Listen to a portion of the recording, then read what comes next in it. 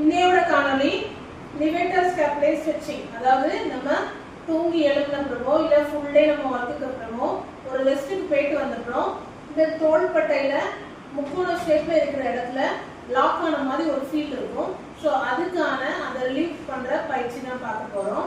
மெதுவா கைகளை இப்படி ஹோல்ட் பண்ணிக்கோங்க.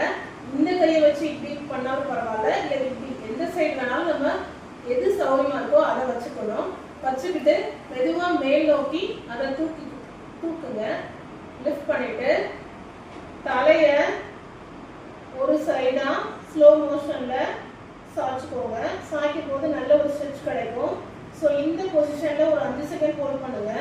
தென் அதுக்கப்புறம் மறுபடியும் ஆப்போசிட் டைரக்ஷன்லையும் கழுத்தை ஃப்ளெக்ஸ் பண்ணி அந்த பொசிஷன்லையும் ஒரு 5 செகண்ட் ஹோல்ட் பண்ணுங்க.